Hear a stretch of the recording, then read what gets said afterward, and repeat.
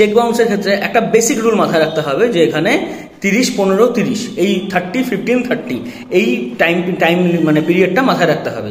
এটা গল্পটা কীরকম হয় যে আপনি যবে একটা চেক পেলেন, যেদিনের ডেট দিল সেদিনের থেকে আপনি 6 মাসের মধ্যে চেকটাকে ব্যাংকে ফেলতে পারবেন। এবার এই 6 মাসের মধ্যে আপনি চেকটাকে ব্যাংকে ফেললেন এবং চেকটা বাউন্স হলো, মানে ইনসাফিসিয়েন্ট ফান্ড হলো বা এক্সিট অ্যারেঞ্জমেন্ট হলো, সেই ক্ষেত্রে আপনি কিন্তু তার এগেনস্টে মামলা করতে পারবেন। আপনার যেই জুডিসডিকশন আছে সেখানে আপনি মামলা করতে পারবেন। এবার মামলা কিন্তু আপনি ডাইরেক্টলি করতে পারবেন, আপনাকে প্রথমে একটা লিগাল নোটিশ পাঠাতে হবে আপনার অ্যাডভোকেটকে দিয়ে, বা আপনি চাইলে নিজেও নোটিশ করতে পারেন।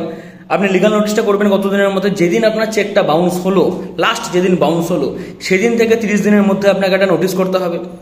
এই নোটিশটা উনি যেদিন রিসিভ করলেন আপনি অ্যাকনোলেজমেন্ট ডিউ দিয়ে পাঠাবেন, মানে এডি করে পাঠাবেন। এই নোটিশটা উনি যেদিন রিসিভ করলেন সেদিন থেকে 15 দিন অবধি আপনি ওয়েট করবেন, যে 15 দিনের মধ্যে উনি আপনাকে আইদার রিপ্লাই দেবেন হলে আপনাকে টাকা ফেরত দেবে। এবার আপনাদের মধ্যে সেটা সেটেলমেন্ট হয়ে গেল ভালো, যদি সেটেলমেন্ট না হয় 15 দিন ওনাকে আপনি টাইম দিলেন, 15 দিনের মধ্যে উনি টাকা আপনাকে ফেরত দিল না, তারপরে আপনার কাছে আবার 30 দিনের সময় আছে, এই 30 ডেজের মধ্যে আপনাকে মামলাটা ফাইল করতে হবে। চেক বাউন্সের মামলা অনেক কোশ্চেন আসে যে আমি তো অমুক ক্ষেত্রে চেক দিয়েছিলাম, সেই মালটা রিকভারি হয়নি, সেই ব্যবসাটা হয়নি, এগুলোর কি কোশ্চেন আসবে? ন্যাচারালি এই কোশ্চেনগুলো কোর্টে আসে না, কারণ চেক বাউন্সের মামলাটাই হচ্ছে ডকুমেন্টের খেলা।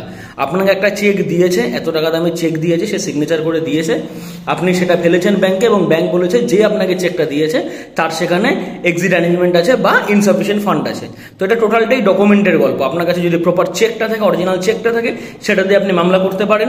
সেই মামলায় পানিশমেন্ট আছে, 2 বছরের পানিশমেন্ট আছে এবং চেকের যা অ্যামাউন্ট আছে তার ডবল অ্যামাউন্ট উনি আপনাকে দিতে বাধ্য।